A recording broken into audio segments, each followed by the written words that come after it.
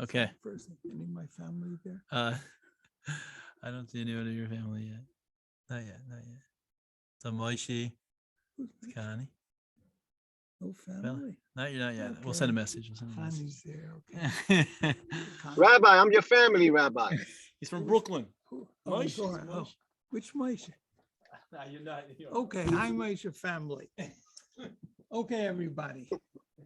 Let us continue. Just to recap very quickly, the whole idea of Tanya is to explain how we're actually able as a human being to do every single mitzvah and abstain from every single avera. As the pasuk says, Ki korev eilecha hadavar ma'od, it's very close to you, meaning it's very doable for you. We know it's not so doable. The Alter Rebbe begins Tanya by trying to show us what is the true nature of a Beinoni, because in the Gemara and many places we find three categories of Jews: Tzaddik, Rosh, and Beinoni, righteous, intermediate, and evil.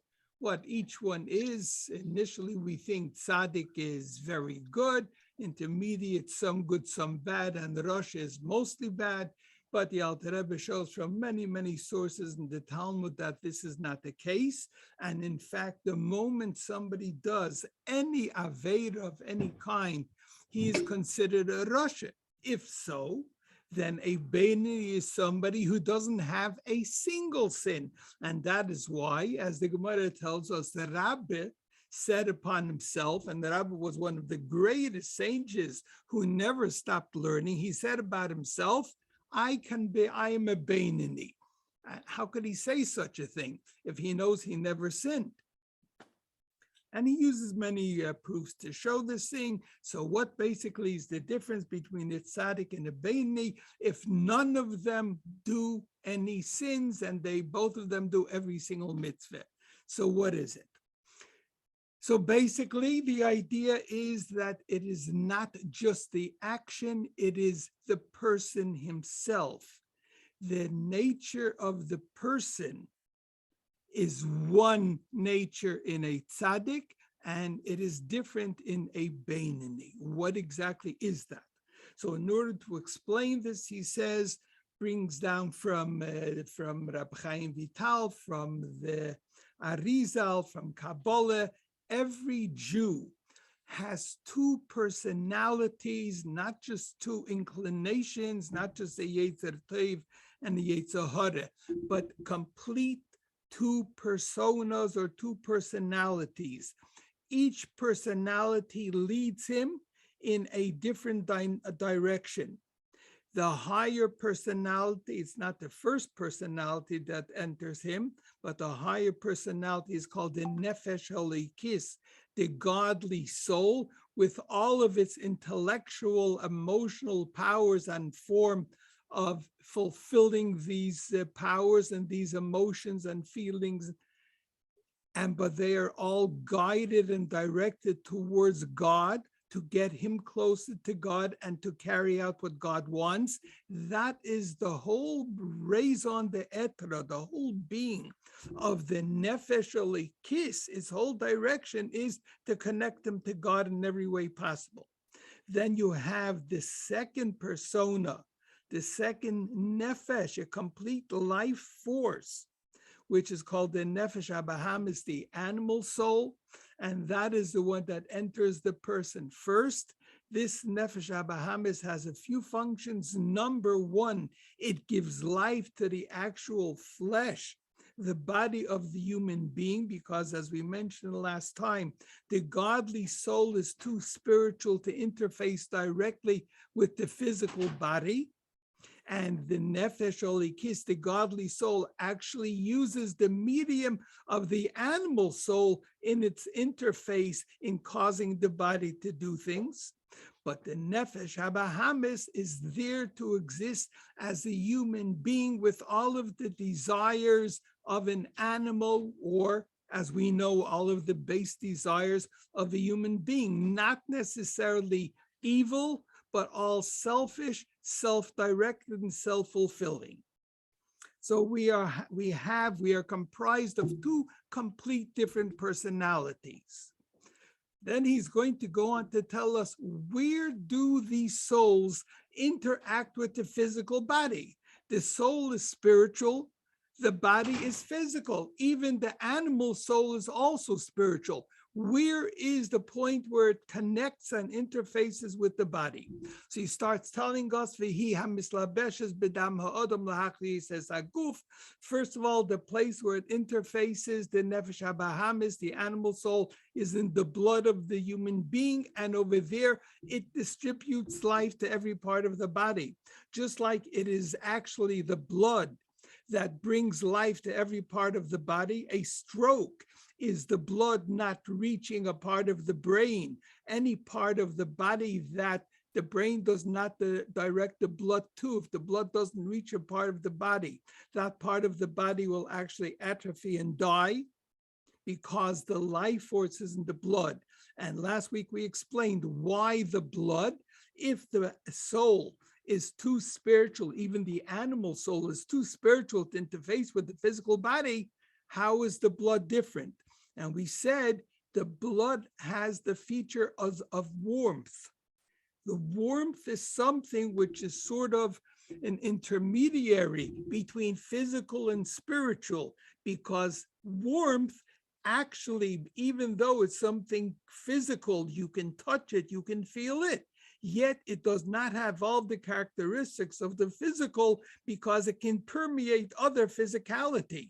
Two physical objects cannot take up the same place, but the physicality of warmth can actually permeate some other physical thing. So it is the most spiritual aspect of the human body. And therefore, the animalistic soul, it is spiritual. Where could it interface with the human body? In the most spiritual aspect of the human body, the warmth of the blood. And then he brings a pasuk, a verse of the Torah that supports this, that says, Ki nefesh habasar badomhi, where is the life of the flesh? It is through the blood. Okay, let's go down a little bit. It's not moving. 2 fingers. Oops. Okay. Now he goes on to another aspect. What does this animal soul do? We said, number one, it gives physical life to the lump of flesh and bone which comprises the human body. But what it also does is it gives it its personality, which, as we said before, in the animal soul, the personality is all for self. Self-preservation, self-enjoyment, self-satisfaction.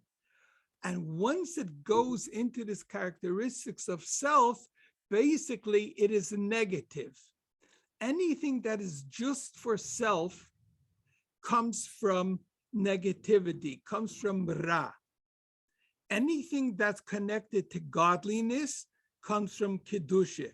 Godliness is the idea of giving, of sharing, of giving to someone else. Selfishness, self, all comes from ra, because it's just for self. So he's going to say over here that something that comes from the animal soul, besides the life for the physical body, is all of the elements, all of its characteristics, all of its actions that are geared towards obtaining and fulfilling self are all going to be what he calls midos rois, evil characteristics. Where does this come from? Over here, he starts with a concept that dates back to Chazal, to the Talmudic times. We find this in the Rambam, that everything in existence in this world is comprised from 4 elements. Now, chemically, there are many, many more elements, but the 4 very, very basic elements in all different types of mixtures and configurations leads to every physical thing on this world. Every physical thing is comprised of these 4 elements. These 4 elements are Eish, Ruach, Mayim, Afar. Eish is fire. Ruach would be ear or breath. Mayim is water, Afar is earth. Now this is in descending order. H in a sense, fire is the most spiritual of the elements. Ruach, wind, air is the second most spiritual one. Mayim is the third. It exhibits flowing, it exhibits movement. And the last one and the lowest one is upper earth, which is completely stationary. So these four elements in different mixtures comprise every physical element on this world.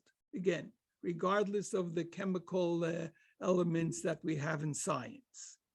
However, these four elements in a spiritual state also comprise the spiritual world. So the idea of fire and the idea of air and the idea of water and the idea of earth, and when we say the idea, we mean the spiritual attributes of these four elements as they can be related to something that we can identify, all are part of the foundation of everything spiritual in this world, in a negative sense also.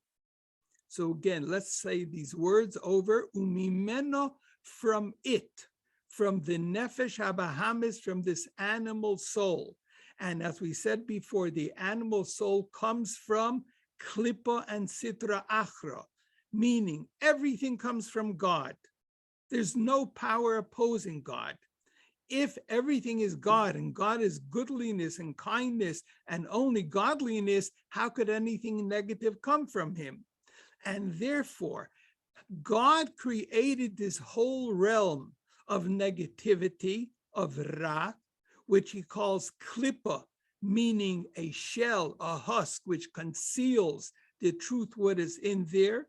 And the nefesh habahamis, the animal soul, and everything that results from it conceals the fact that everything is truly godliness. Take away the godliness and nothing exists, but there's this klippa, this shell, which is concealing it. It's also called sitra achra, the other side, meaning all of those elements that are not promoting godliness, that are not trying to project godliness. On the contrary, they project everything as being independent.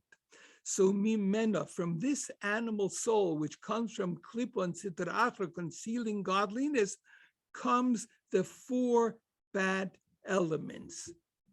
And the characteristics, the four negative characteristics of a person that underlie the evilness of a person or the negative characteristics. And now he's going to go on to explain it. Dahainu, in other words, he's going to bring us the evil characteristics, the bad character traits, and which of these four spiritual elements that is in the animal soul leads to this negative characteristic in a person. First thing he says, kas v'gaiva, anger and haughtiness. Where do they come from? What spiritual element gives lead to the person's anger and haughtiness? So he says they come misoid ha'esh, from the spiritual element of fire. What is the connection? Why is fire connected to anger, and why is fire connected to haughtiness? So he says, simple, shenigba lamailo. Fire itself, if we look at the physical nature of fire, and the physical nature of something really reflects what its spiritual makeup is also. The spiritual makeup leads to its physical manifestation.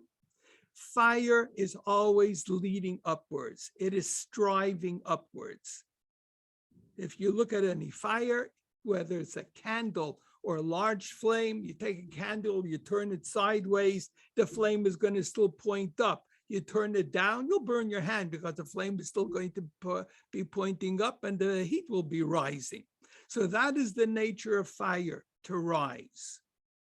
Now, if this nature is going to come in the nefesh habahamis, in the animal soul, which is a selfish soul, that's one of its characteristics, it is selfish, it is for self. So this spirit of rising is not going to lead to good things, it's going to lead to negativity. Anger is because a person has a very, very high opinion of himself. If somebody does something against what I want, that is going to result in my being angry, my being upset. The moment somebody says something against me, I'm going to be offended because he's offending me. Same thing is gaiva, my haughtiness. I am so special. I am so great. I am so smart. How could you go and say anything against me? And I hold myself superior to everybody else. So the two characteristics, the negative characteristics of anger and gaiva, pride or haughtiness, they come misayid ha'esh, from the spiritual element of fire, which is always striving and leading upwards. Now, the godly soul is also going to be comprised of these elements. But over there, the idea of fire is going to lead to very positive aspects, a burning passion for godliness, a burning passion and desire to become connected to godliness. So the same element, the way it's used, can be used for completely opposite results. Next, so anger and pride comes from fire. Next, taivas hatenugim, the desire and lusting for pleasure. What is it within the animal soul or within the human being that he desires pleasure? He desires satisfaction. He desires things that are going to make him feel good.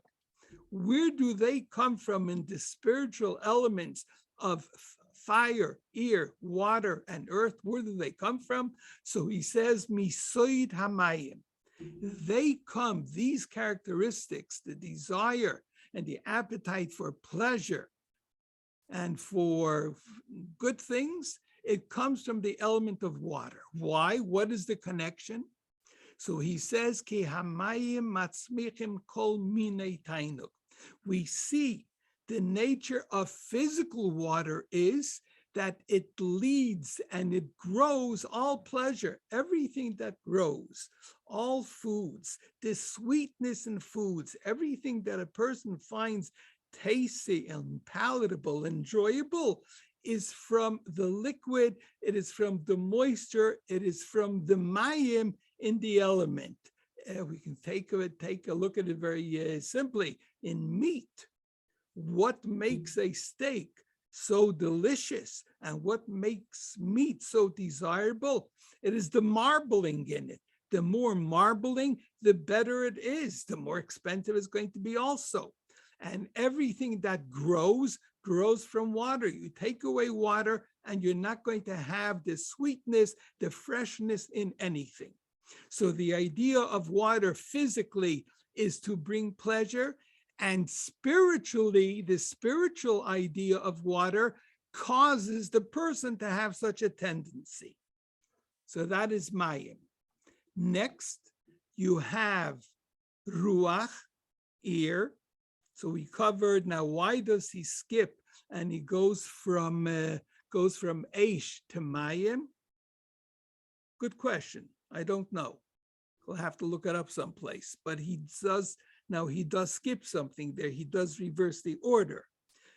And not just being picky, it says that when the Alter Rebbe wrote the Tanya, he would spend at times weeks on end thinking, should he write something, etc., chulu, or and etc., v'chulu. He was so careful with every letter in Tanya, and therefore, if over here he is really changing the order of these four elements, there must be a reason. I might not know it, but doesn't mean there's no reason. So now he goes, so as we said, he covered fire and water, maybe because fire and water are opposites. Next, he goes on to the v'hoilulus, v'litzonus, v'hisparos. Hailulus is a frivolity, just foolishness. Litzonis would be mockery, scoffing, making fun, also taking light of anything serious. Visparus is boastfulness. Udvarim betelim, just idle gossip.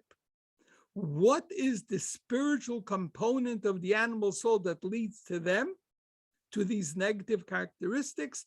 Misoit haruach, they are from the characteristic or from the element of ear within the spiritual soul, which leads to the same characteristics in the animal soul. How are these things connected? The idea of frivolity and scoffing and boasting. Well, frivolity and scoffing is easy. It's ear. There's no substance.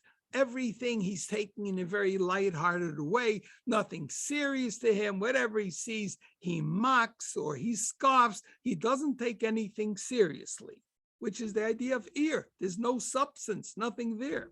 Hisparus, boastfulness, well, I would think that should really fall under the category of gaiva, of hardiness, as he said before. And that, he said, comes from fire. So he says, no, there's a difference. Gaiva, hardiness, which comes from fire, which is always striving upwards, comes from a person's true accomplishments. It comes from a person's awareness of his qualities. And these qualities are based on fact. He's not haughty over nothing. He's haughty because he knows how smart he is, or he knows what his achievements are. So that comes from Aish, which is striving. He did accomplish something. Hisparus is just boasting when he has nothing to back it up. It's just idle boasting. So that comes from the element of ruach, of ear, which is nothingness, no substance. Next, he says, the elements, the negative characteristics of atzlus, which would be laziness, the atzvus and sadness. What spiritual element do they come from? Misoit ha'afar, from the element of earth. The element of earth, as we mentioned before, is the most stationary of all the elements. You put it down, it stays there. There's no movement, there's no action.